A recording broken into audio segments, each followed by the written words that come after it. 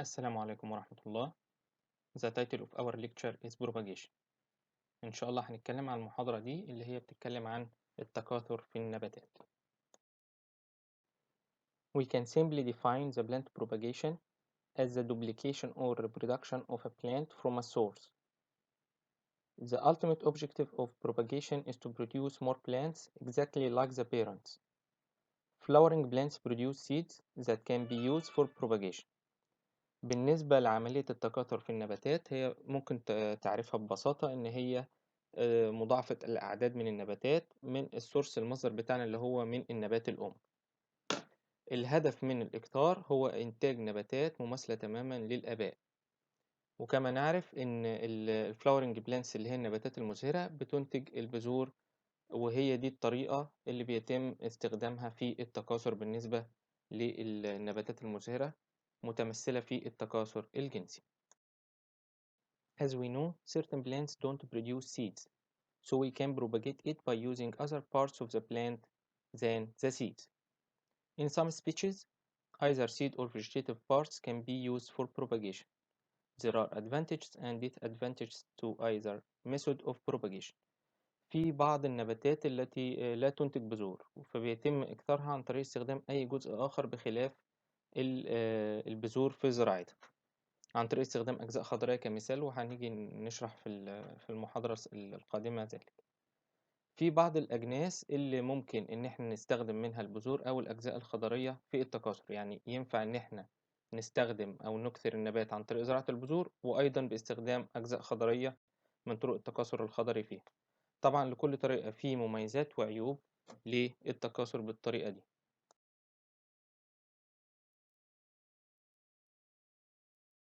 Concerning the plant propagation methods, the first method is the sexual propagation or sexual reproduction. It is the production of new individuals by the fusion of the nucleus from the male, which is found in the pollen grains, and that of the female, which is the ovules, to form the zygote. Then it will form the seeds that can be used for the propagation. هنا طبعا احنا بنتكلم على طرق التكاثر. أول طريقة هي عبارة عن التكاثر الجنسي. التكاثر الجنسي ده اللي هو بيكون عن طريق زراعة البذور. البذور دي بتتكون من إيه؟ بتتكون من نتيجة اندماج النواة المذكرة اللي موجودة في حبة اللقاح والنواة المؤنثة اللي بتبقى موجودة في البويضات بداخل المبيض، عشان تكون الزيجوت اللي بدوره هيكون لي البذور اللي احنا هنستخدمها في التكاثر. This figure shows us the pollination and fertilization processes. The first is the pollination process, which is the translocation of the pollen grain from the anther to the stigma. Then it will germinate, and the female gamete will translocate through the germination tube until it fertilizes the female gamete. Then the zygote will be formed. The zygote will form the seeds. طبعا هنا بنوضح عملية التلقيح والإخصاب. عملية التلقيح زي ما احنا شرحنا قبل كده هي عبارة عن انتقال حبة اللقاح من متق الزهرة إلى ميسم الزهرة. بعد كده حبة اللقاح دي هتنبت وهتكون لي حاجة اسمها أنبوب الإنبات، وهتنتقل خلالها الأنبوبة دي هينتقل النواة المذكرة من حبة اللقاح لغاية ما يعمل عملية إخصاب للجاميتة المؤنثة اللي هي عبارة عن البويضات اللي موجودة بالمبيض. بعد كده بعد عملية الإخصاب دي هيتكون لي الزيجوت اللي بدوره بعد كده هيكون لي البذور. The methods of seeding or sowing seeds. There are two methods of establishing or propagating a plant by seed. First, the direct seeding. Second, the indirect seeding. طبعا هنا بنتكلم على طريقتين لزراعة البذور، يا إما بزراعة البذور مباشرة في الأرض، يا إما بالزراعة الغير مباشرة بالبذور، إن أنا همسك البذرة بتاعتي دي أحاول أزرعها الأول في مشتل، بعد كده هعمل لها عملية نقل.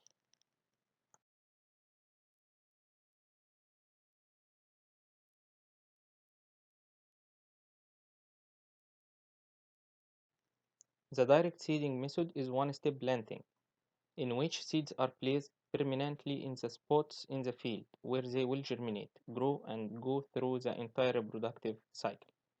طبعا هنا بنتكلم على إن خطوة الزراعة المباشرة للبذور في الأرض المستديمة بتبقى عملية من خطوة واحدة، إن أنت بتزرع على طول البذرة بتاعتك في الأرض المستديمة. بتتزرع في أماكن اللي هي الزراعة بتاعتها اللي هي بتسمى بالجور أو السبوتس دي، بتبقى مستديمة فيها، يعني ما برجعش بعد كده انقلها لغاية أما البذرة بتاعتك بتنبت وبتنمو والنبات بيكمل دورة حياته كلها بعد الزراعة. Concerning the advantages of direct seeding, first, it's convenient to use. Seeds are easy to handle, transport, and store. They can be stored longer than vegetative material. The vegetative materials may require special packaging and sometimes environmental control in transit. طبعا هنا بنتكلم على مزايا بقى الزراعة بالبذور مباشرة في الحقل، أو إيه هي الميزة. طبعا إحنا بنقول إن هو مناسب ومريح للاستخدام. إزاي؟ طبعا البذرة بتاعتك سهل إن أنت تنقلها، سهل إن أنت تخزنها، بعكس مثلا لما بتكون بتستخدم طرق خضرية مثلا عن طريق مثلا زراعة ضرنات أو عن طريق زراعة عقل. طبعا دي بتحتاج ظروف خاصة من التعبئة أو التخزين بمعنى أصح، على أساس إن الأجزاء الخضرية دي ما يحصلهاش مثلا عفن، أو إن هي مثلا يحصل فيها جفاف وبالتالي تموت وما ينفعش إنها تستخدم في الزراعة. As we had mentioned, seeds only need to be stored in a cool and dry place until planting, while the vegetative materials may require refrigeration or moist conditions to keep it from drying. طبعا هنا زي ما احنا قلنا ان يا دوب بس احنا محتاجين ان البذرة بتاعتنا يتم تخزينها في مكان بارد جاف على اساس ان هي ما تنبتش، بخلاف مثلا اللي هي زي الأجزاء الخضرية زي ما احنا قلنا اللي هي ممكن تحتاج تخزين أو تبريد، أو إن هي تحتاج ظروف ترطيب على أساس إن هي ما يحصلهاش عملية جفاف. The second advantage of the direct seeding is that the seeds are readily adaptable to mechanization. The seed planters, whether it's hand-held or motorized, are available for planting a wide variety of seeds. طبعا هنا بنتكلم على الميزة التانية بتاعة الزراعة بالبذور مباشرة، إن البذرة بتاعتك بتبقى قابلة للزراعة الميكانيكية أو الزراعة الآلية، بحيث إن ممكن إن أنت تعملها سواء كانت زراعة آلية بالموتورايزد، أو إن هو مثلا في أداة بيتم استخدامها إن هي بتعمل زي جور وبيتم زراعة البذور على طول مباشرة بالأرض، بس هي بتتسحب بالإيد كده اللي هي بتبقى الهاند هيلد. وطبعا ده بيلائم العديد من البذور بتاعة النباتات. The following pictures shows us the motorized seed planters. طبعا الصور التالية بتوضح اللي هي الآلات بتاعة الزراعة الميكانيكية أو الآلية للبذور.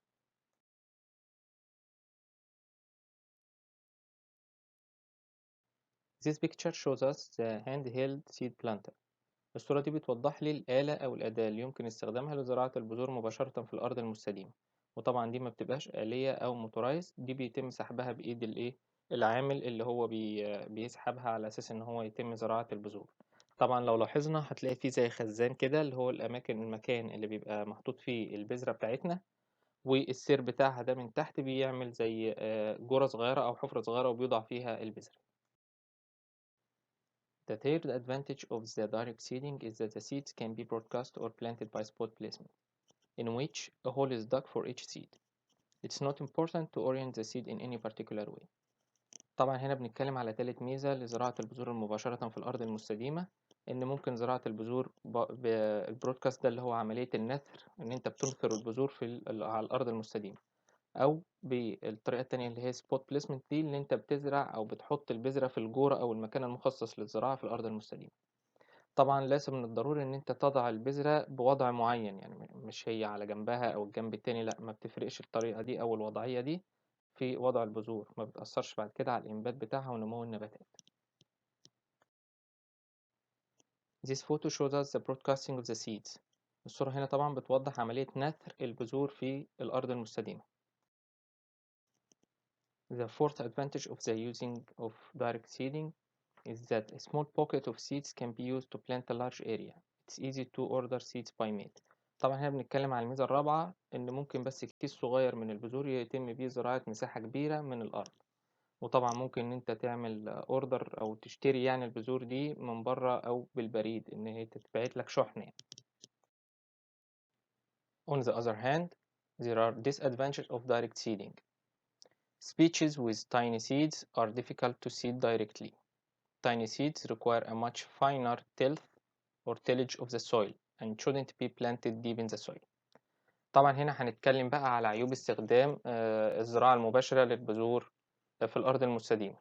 طبعًا أول عيب أو أول مشكلة إن عندنا في بعض الأجناس بتكوّن بذور بتبقى صغيرة جدًا، فطبعًا دي بتبقى مشكلة في أثناء زراعتها في الأرض المستديمة على طول. طبعًا هو بيتكلم هنا إن الtiny seeds دي أو البذور الصغيرة في الحجم بتحتاج إلى تربة أو نوع من الأرض بتبقى finer tilth دي يعني معمول لها عملية حرث بزيادة، إن الحبيبات بتاعتها بتبقى خفيفة ما فيهاش أحجام كبيرة من الحبيبات بتاعة الطين أو بتاعة التربة بتاعتنا. وطبعًا لازم ما تتزرعش البذور الصغيرة في الحجم دي بعمق كبير في سطح التربة، يعني بتزرع سطحيًا. The second disadvantage is that the seeds fail to germinate. That's for example because it wasn't planted at the right depth or didn't have good contact with the soil to imbibe water. طبعًا هنا تاني مشكلة ممكن نذكرها إن البذور فشلت في الإنبات أو انخفاض نسبة الإنبات بتاعة البذور، وده قد يكون بسبب إن تم زراعة البذور بعمق كبير في التربة، أو إن هي البذور لم تنجح في التشرب بتاع المَيّة نتيجة إن ما فيش مثلًا التصاق جيد بالتربة أو حبيباتها. The following table shows us the plants that are direct seeded. First, the vegetable plants that belong to the Cucurbitaceae family, such as watermelon, cucumber, squash, pumpkin, and cantaloupe. Second, plants that belongs to the Fabaceae family, such as peas, common peas, cowpea, broad pea. طبعًا هنا دي أمثلة للنباتات اللي يمكن زراعة بذورها مباشرة في الأرض المستديمة.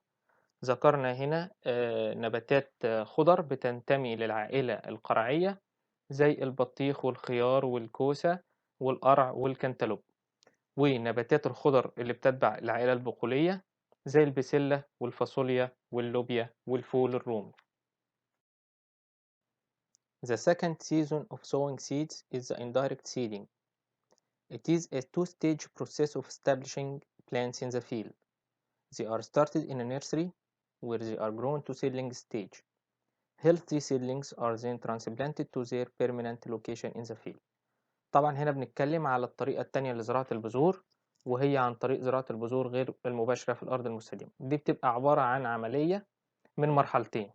أولًا بيتم زراعة البذور في المشتل، وبعد نجاح إنبات تلك البذور بيتم نقل الشتلات اللي اتكونت نتيجة إنبات البذور دي في المشتل. لما بتوصل لعمر معين وحجم معين ببتدي أنقل الشتلات طبعًا الصحية السليمة الخالية من الإصابات الحشرية والأمراض الفطرية إلى مكانها الدائم في الأرض المستديمة. The transplanting is the process of relocating plants usually from a nursery to the field. طبعًا هنا transplanting دي هي عبارة عن عملية الشتل، هي عملية بيتم فيها نقل الشتلات من المشتل إلى الحقل المستديم. There are advantages of indirect seeding. First, the good establishment. Only healthy seedlings are transplanted, ensuring 100% initial establishment. With direct seeding, some seeds may not germinate even if the highest quality of seeds are used. طبعًا هنا بنتكلم على مميزات الزراعة غير المباشرة للبذرة عن طريق إن أنت بتزرع الأول في المشتل. طبعًا هنا باضمن عملية تأسيس جيدة، بحيث إن أنت بتبقى ضامن إن أنت بس بتعمل عملية نقل للشتلات السليمة الصحية الخالية من الإصابات، وبالتالي بتضمن تأسيس للمزرعة بتاعتك بنسبة 100%. يعني كل النباتات اللي أنت زارعها المفروض إن هي هتكمل. بعكس لما بتبقى زارع بالبذرة مباشرة في الأرض المستديمة، في بعض البذور نسبة إنباتها بتبقى قليلة، بعض البذور بتتعرض مثلا للظروف الغير ملائمة للإنبات من جفاف من عطش من شمس ودرجات حرارة عالية، فده طبعا بيقلل نسبة الإنبات. وبالتالي الميزة الأساسية أو الأولى للإندايركت سيدنج إن أنت بتبقى ضامن تأسيس أو بداية بتاعتك إن معظم النباتات بتاعتك بتكون منبتة وصحية. The second advantage is early maturity. Establishing a crop by seedlings has been known to hasten maturity. طبعا هنا الميزة التانية إن هو بيديك زي نضج مبكر للمحصول بتاعك، حيث وجد إن الزراعة بالشتلات بيدي تبكير للنضج بتاع النباتات بتاعتك، بيسرع من النضج بتاعها مقارنة لو زرعت بالبذرة بتاعتك في الأرض المستديمة مباشرة. The third advantage of indirect seeding: shortened field growing period. By using a greenhouse to raise seedlings, the grower can have a head start on the season. During adverse conditions, seedlings may be raised indoors for several weeks while the ground conditions remain too cold for seeds to germinate. طبعا هنا بيتكلم ان انت بتقدر تأثر موسم النمو للنباتات. ازاي الكلام ده؟ لو انا عندي مثلا ظروف غير مواتية غير ملائمة لنمو النباتات، مثلا بره الجو برد.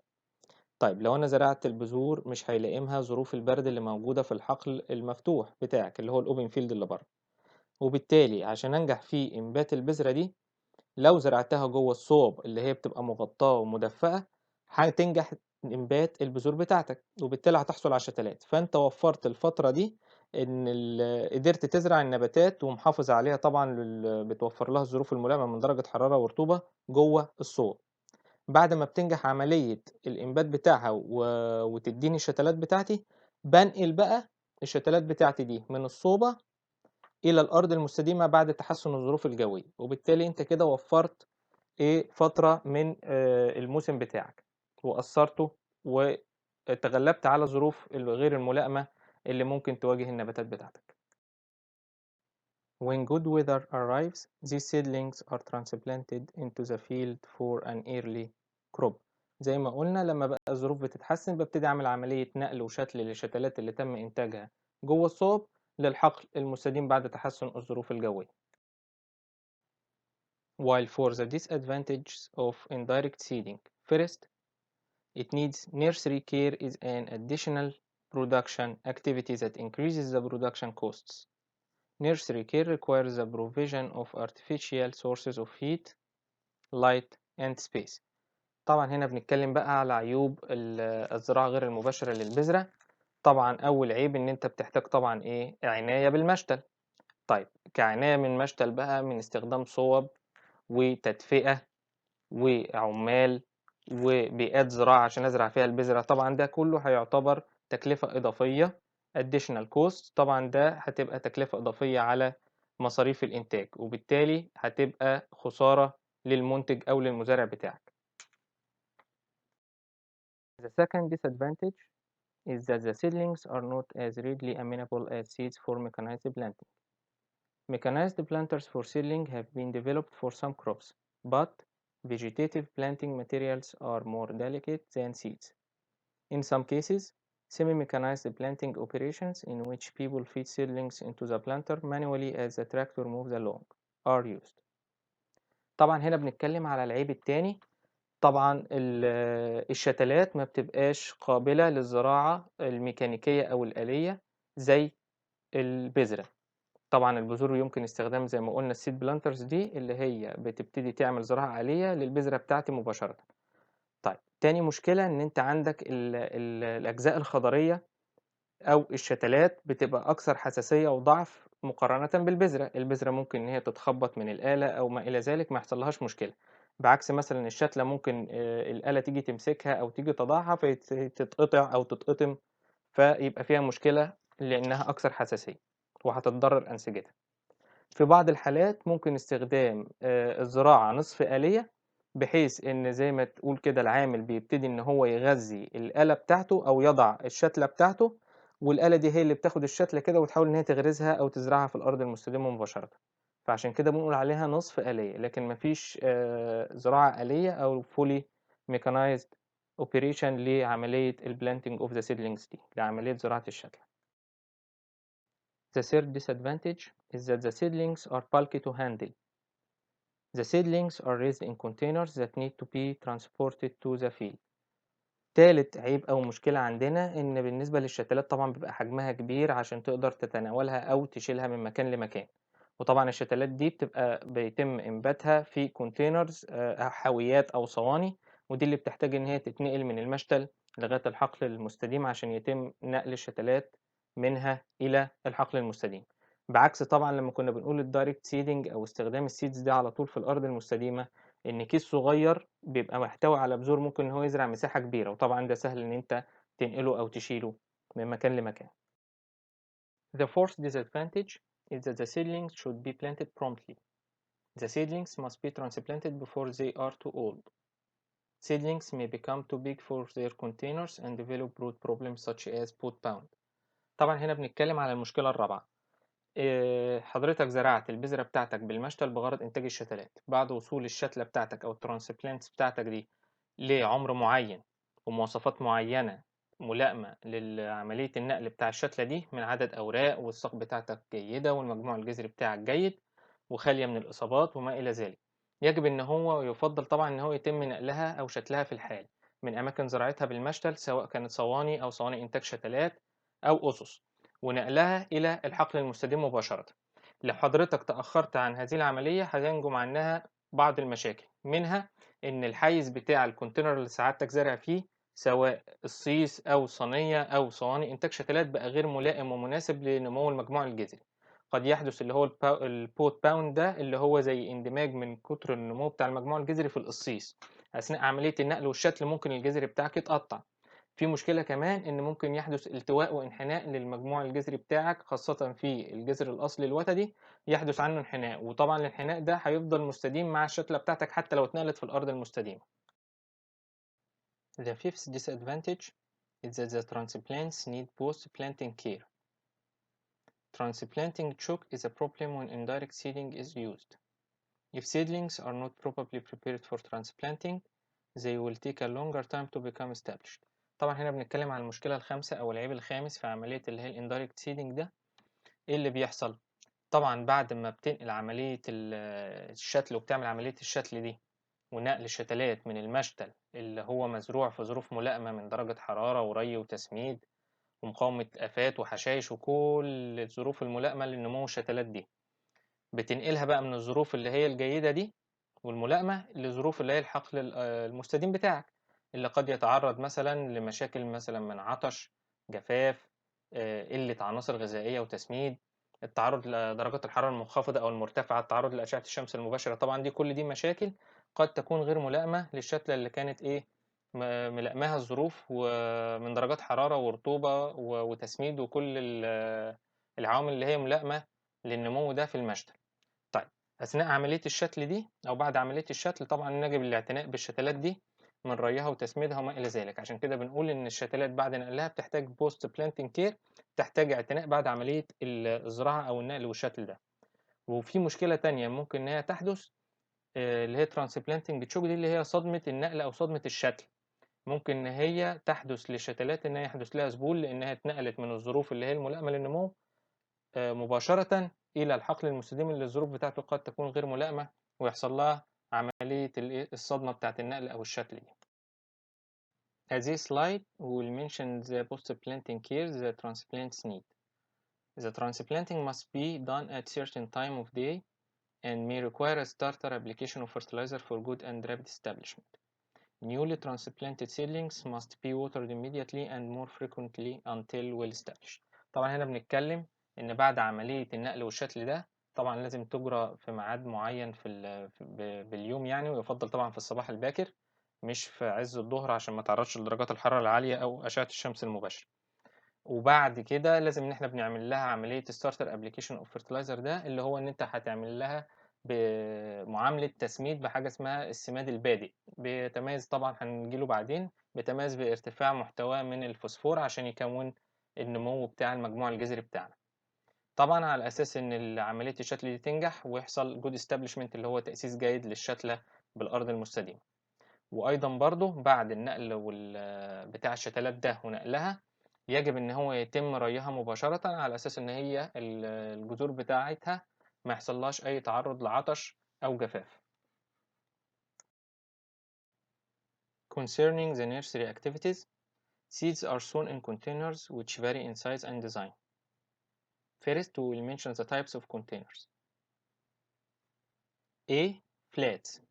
Horticulture flat trays are shallow, rectangular container used to start seedlings. These containers may be made of wood or plastic. طبعا هنا بنتكلم بقى على المعاملات وعمليات الخدمة اللي بتجرى في المشتل. أول حاجة طبعا بنتكلم إن البذرة بتاعتنا دي بتزرع في حاويات. الحاويات دي قد تكون مثلا، طبعا هنتكلم على أنواعها، بتختلف طبعا في الحجم والشكل والخامة اللي بيتم تصنيعها منها. أول حاجة بنتكلم عليها هي الفلات ستيل اللي هي الصواني، بتبقى عبارة عن صينية بتختلف طبعًا مادة التصنيع منها ممكن تبقى صواني خشب أو صواني من مادة البلاستيك، بتبقى على هيئة الغالب في الشكل طبعًا بيبقى على هيئة مثلًا مستطيل، وبيتم ملئها بيئة زراعة، وبيتم زراعة البذور فيها بغرض إنتاج الشتلات.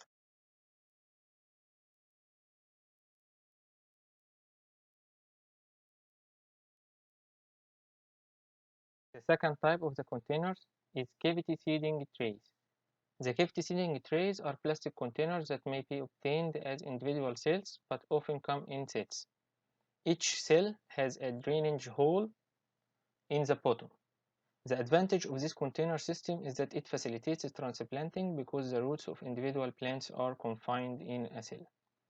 هنا طبعا بنتكلم على النوع التاني من الأواني أو اللي هو الحاويات اللي ممكن الزراعة بيها، وهي تسمى بصواني إنتاج الشتلات. الصواني دي بتبقى عاملة زي مكعب التلج كده اللي بيتحط في التلاجة، بيبقى مكون من خانات أو عيون بيتم ملئها ببيئة زراعة، وبيبقى فيها ثقب من تحت على أساس إن هو يصرف المية الزيادة، وبيتم زراعة بذرة في كل عين أو خانة من العيون دي. بعد كده طبعا الخامة بتاعتها بتبقى مصنوعة من البلاستيك عادة أو من الفوم، وفي برضه منها من الورق المقوى، بس الأغلب بيبقى من الفوم. بعد لما البذرة بتنجح بقى بننقل بقى الشتلة بالمجموع الجذري بتاعها، والصور التالية هتوضح شكل اللي هو الكافيتي سيدنج تريز ده أو شكل صواني إنتاج الشتلات.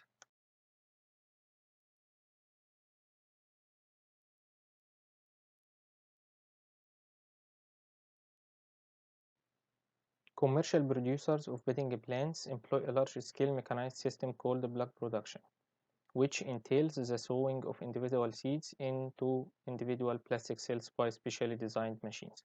طبعا هنا بيتكلم على منتجين الشتلات إن هما بيستخدموا بعض الماكينات اللي بيتم بيها زراعة البذور، بحيث إن كل بذرة يتم وضعها في العين بتاعة الصواني إنتاج الشتلات.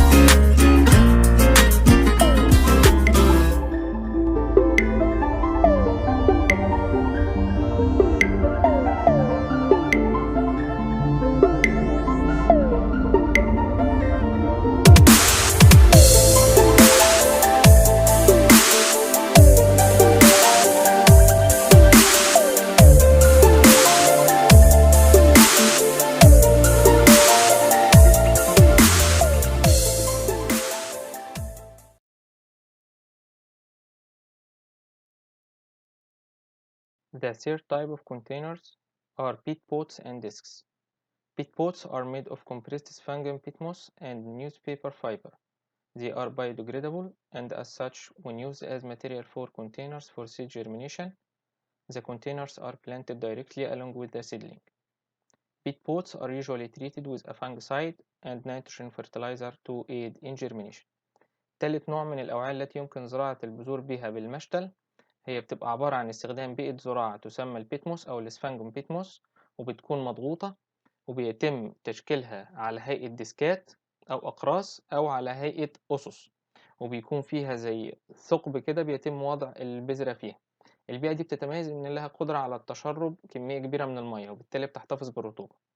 بعد ذلك بيتم إنبات أو بيحصل جيرمينيشن للبذور دي في القرص أو في البوت اللي مصنوع من مادة البيتموس دي. طبعًا إحنا بنقول إن هو biodegradable، أنا ما باعيدش الزراعة فيه تاني، أنا بعد ما بتنبت البذرة بيتم نقله من المشتل زي ما هو كده بالشتلة اللي نبتت فيه إلى الأرض المستديمة مباشرةً.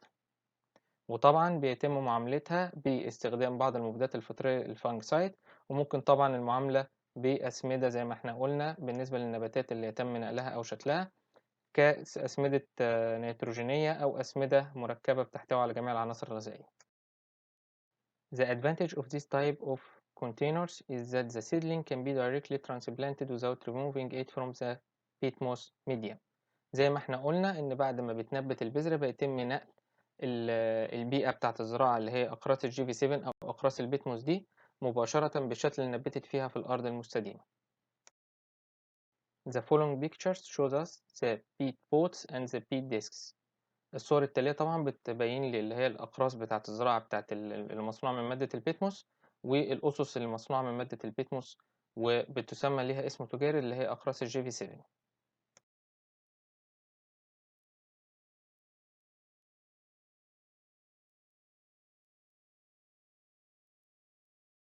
After sowing care. First, the moisture. Seeds should be watered immediately after sowing, and you have to be careful to avoid washing seeds. So, the best ways for irrigating our trays is using a fine mist or a fine spray nozzles. طبعًا إحنا هنا بنتكلم على عمليات الرعاية للبذور بعد زراعتها في المشتل بتاعنا. طبعًا أول عامل يجب الاهتمام بيه هو عملية الري لضمان وجود الرطوبة حوالين البذور وفي بيئة الزراعة بتاعتي. طبعًا لو أنا استخدمت طريقة ري فيها قوة اندفاع للمَيّة هيتم إزاحة وغسل البذور بتاعتي من الصواني، هيتم إزاحتها خالص من الصنايع. فأفضل طريقة للري هو باستخدام حاجة اسمها الري الضبابي اللي هو المِسْت، أو عن طريق استخدام رشاشات للمحلول بتاع الري بتاعي. طب الري الضبابي ده هيتعمل إزاي؟ طبعًا بيبقى قوة اندفاع قوية للمَيّة، وبتخرج من nozzles اللي هو زي رشاشات أو بشابير كده بتطلع بقطرات صغيرة من المَيّة، وهو ده بتعمل زي ضباب حوالين النباتات. The flat trays may be covered with a pan of glass or plastic sheet to retain the moisture in the soil or in the planting media. It's important to keep the soil surface moist throughout the germination period until the seedling emerge. A seed will die if allowed to dry after imbibbing water or initiating sprouting.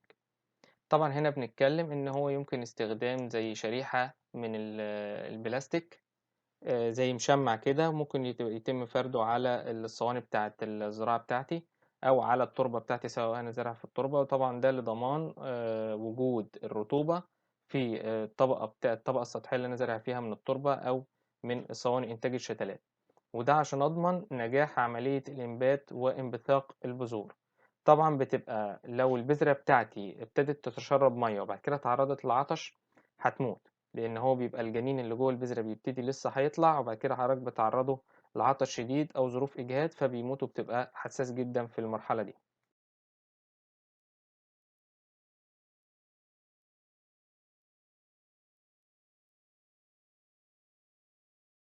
Second, the temperature. The soil should be kept warm for good germination by most of seeds. Place the flat in a warmer place at 20 to 26 degrees Celsius, depending on the species, even though 21 degrees Celsius may be adequate. A warmer temperature of about 24 will cause germination to occur more rapidly.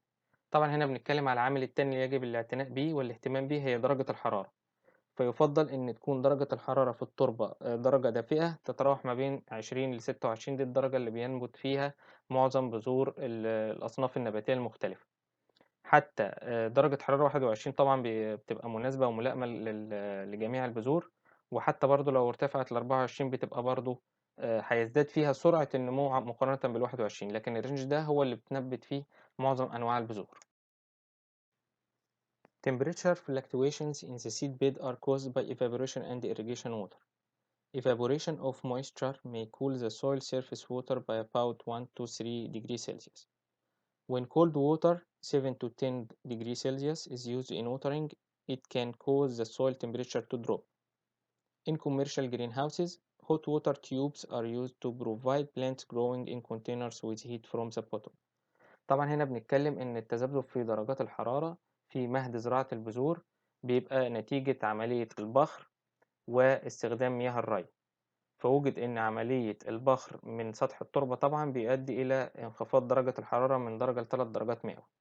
وعند استخدام مياه ري عشان تروي بيها المشتل بتاعك بتنخفض درجة الحرارة من 7 ل10 درجة مئوية. طبعا ده بيؤدي إلى انخفاض درجة حرارة التربة فجائيا يعني.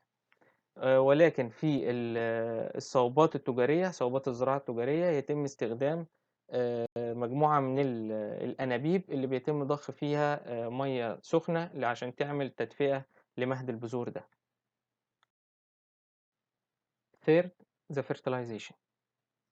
Fertilizers are not required until the seeds germinate. The stored food in the cotyledon is usually adequate for the period of germination. High fertility in the germination medium results in weak seedling. The soil medium should have a good pH, which ranges between 6 to 6.8. The phosphorus element is required for the strong root development. Consequently, the element should be available as soon as possible to ensure seedling survival. طبعا هنا بنتكلم على العملية الثالثة، هي عملية التسميد التي يجب الاعتناء بها بالمشتل. طبعا هنا بيتكلم إن ممكن استخدام الأسمدة طبعا بعد الإنبات بتاع البذرة، لأن لا يفضل إضافة أسمدة أثناء الإنبات بتاع البذرة، لأن الغذاء اللي موجود في الفلقات بتاعة البذور يكفيها حتى الإنبات. بعد ما بتنبت وتبتدي الشتلة بتاعتي تكبر، هي دي الفترة بقى اللي يجب الاعتناء بيها من التسميد. يفضل طبعا ان الرينج بتاع البي اتش او حموضة التربة يبقى من 6 ل6 و8، وممكن يقل عن كده كمان شوية. ده اللي هو الرينج اللي هو الحامضي الخفيف، وده اللي بتبقى معظم العناصر الغذائية بتبقى في صورة متاحة وافيلابل لامتصاص النبات. وبنجد ان طبعا عنصر الفوسفور بيبقى مهم عشان يكون لي مجموع جذري قوي يستطيع ان هو بعد كده يمتص العناصر الغذائية من التربة بسهولة. After germination care, first is the fertilization process. Once the seeds germinate, the seedlings should be provided with a low-level application of a complete fertilizer analysis such as 20-20-20 at the rate of 2 to 2.5 grams per liter of water. Fertilizer should be applied weekly to avoid the development of a weak seedlings. طبعا هنا بقى بعد نجاح عملية الإنبات للبذور يجب الاهتمام بأول حاجة هي عملية التسميد زي ما أنا ذكرت قبل كده. بمجرد ما إن البذرة بتاعتي تبتدي إن هي تنبت وتبتدي تتكون البذرات أو الشتلات الصغيرة بتاعتي دي، يجب إن إحنا نعمل لها معاملة بإضافة سماد مركب بيحتوي على العناصر الأساسية من النيتروجين والفوسفور والبوتاسيوم، اللي اسمه 20-20-20 أو 19-19-19. ده بيبقى نسب العناصر بالنسبة لبعضها البعض في السماد بتاعنا، وبيتم المعاملة بيه بتركيز حوالي من 2 ل2.5 جرام في اللتر من المية. يعني أنا بجيب 2.5 جرام من السماد وبيتم إذابتهم في 1 لتر مية، وبيتم التسميد بالنباتات أو بروي بيها النباتات بالسماد الدايب في المية دي، على أساس إن أنا أضمن إن أنا أحصل على شتلات قوية ومحصلش على أي شتلة ضعيفة. Secondly, the hardening of. It is a horticulture practice whereby seedlings are prepared for transplanting to the field. The danger transplants face in the field is a strong change in the growing environment from a more controlled one to a harsh one. If unprepared, transplants are prone to transplanting shock. تاني عملية يجب الاهتمام بها هي عملية تسمى بالعربي عملية الأقلمة أو تقصية النباتات أو شتلات النتج. وده إن إحنا بنعملها الهدف منها إن أنا بدي زي إنديكيتور كده، أو إن أنا ببتدي أعرضها تدريجيا لظروف قاسية اللي هي ممكن تواجهها في الحقل المستديم من ارتفاع درجة حرارة أو انخفاض حرارة أو عطش. فإحنا بنديها زي إنديكيتور كده إن هي هتواجه ظروف صعبة، على أساس إن أنا منقلهاش مباشرة من المشتل اللي كان متوفرة فيه كل الظروف الملائمة للنمو من مية وتسميد ودرجة حرارة ورطوبة لظروف قاسية على طول في الأرض المستديم، عشان ما يحصلهاش الترانسبلانتنج تشوك أو صدمة الشتل. How can we harden off the seedlings? Mainly by manipulating the temperature and moisture levels. Seedlings are gradually exposed to slightly cooler temperature and or reduced moisture and nutrition. طيب هنا بالنسبة لعملية التقصية بيتم عمل أقلام وتقصية للشتلات الناتجة دي إزاي؟ أساسيًا بتتحكم سعادتك في درجة الحرارة والرطوبة ومستوياتها اللي بتبقى موجودة فيها الشتلة، وده بيكون بالتقليل التدريجي لدرجة الحرارة مع أو تقليل الكميات بتاعة الري والتسميد قبل عملية الشتل. So we can define the hardening of process as the process of preparing seedlings for transplanting by gradually withholding water, nutrients, and decreasing temperature, while the transplanting choke is a temporary setback in growth suffered by fresh transplants due to adverse conditions.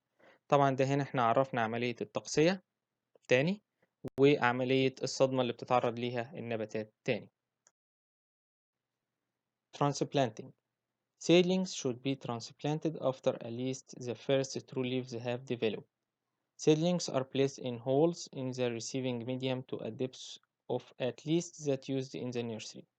Once in place, soil is added and gently patted down around the base of the stem.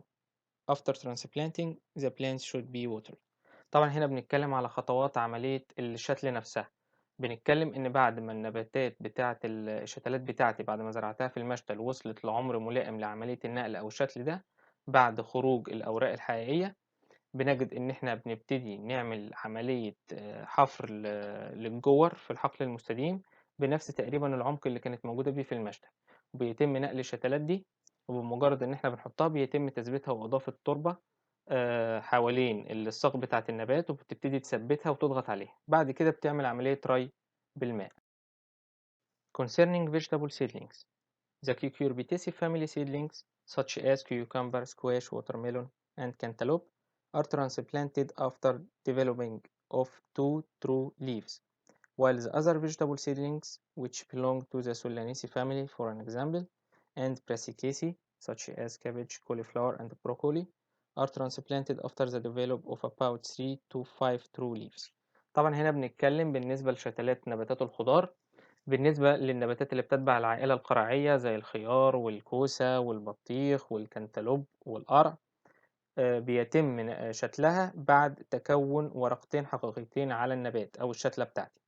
بينما بقية النباتات زي النباتات اللي بتتبع العائلة الباذنجانية زي الطماطم والفلفل، والنباتات اللي بتتبع العائلة الصليبية زي الكرنب والقنبيط والبروكلي، بيتم شتل النباتات بتاعتها لما بتكون لي من 3 ل5 أوراق حقيقية. In spite of that the cucurbitaceae seedlings can be directly seeded in the field, we can produce the cucurbitaceae seedling by sowing its seeds in cavity trays to have block transplants. When transplanting the seedlings, all the roots are attached to the stem and not damaged. طبعا هنا احنا كنا ذكرنا قبل كده ان النباتات اللي بتتبع العائلة القرعية بيتم زراعة بذورها مباشرة في الأرض المستديمة، إلا إنه نتيجة غلو أو ارتفاع تمن البذرة بتاعتي زي هجوم بيتم استيرادها مثلا في الخيار أو البطيخ، فأنا ببقى عايز أضمن إن كل بذرة هزرعها هتديني نبات سليم.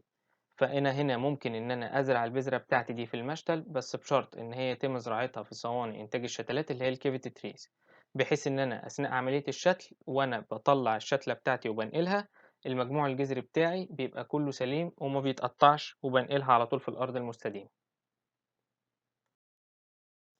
This picture shows us a cucumber transplant. Notice its root system is completely not damaged. هنا طبعًا دي صورة بتوضّح لي شتلة خيار، طبعًا دي كانت مزروعة في صواني، وتم شيلها من الصينية وطلع مجموعها الجذري سليم كله أهو في بيئة الزراعة اللي كانت مزروعة فيها، والمجموع الجذري ما تمش تقطيعه ولم يتضرر. And the following photos shows us block transplants for many plants such as cucumber and tomatoes. والصور التالية بتوضح لي برضو أنواع نباتية أخرى وشتلاتها زي الخيار والطماطم.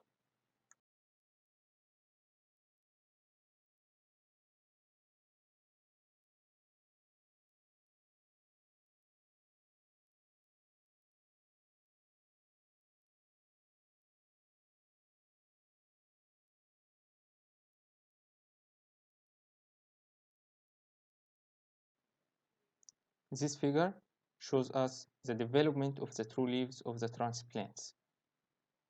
في الصورة دي طبعا بيوضح لي التطور وتكوين الأوراق الحقيقية على الشتلة بتاعتي بعد إنباتها.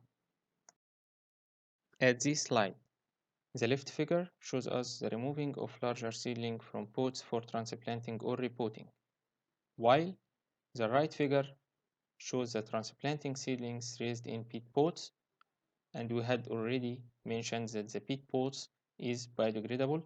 There is no need to remove the peat pots before transplanting. هنا طبعا الصورتين دول بيوضحوا. الصورة اللي على اليسار بتوضح لي عملية إعادة تدوير ونقل الشتلات. لما بكون زارع نبات في قصيص والقصيص ده بيصغر حجمه على النمو بتاع النبات، بيتم عملية نقله من قصيص صغير في الحجم إلى قصيص أكبر، ودي العملية دي بتسمى بالريبوتينج أو إعادة التدوير، بنقل الشتلة من القصيص اللي حجمه صغير إلى قصيص حجمه أكبر. بينما الصورة اللي على اليمين بتوضح لي الشتلات اللي مزروعة في البيت بوتس، واللي طبعا ما بيتمش فصل الشتلة بعد إنباتها ونموها من البيت بوت، بل بالعكس لما بنيجي نزرعها في الأرض المستديمة بيتم نقلها هي وهي مزروعة في البيت بوت، وبيتم عمل الجور ووضع البيت بوت أو الشتلة بتاعتي في الأرض المستديمة.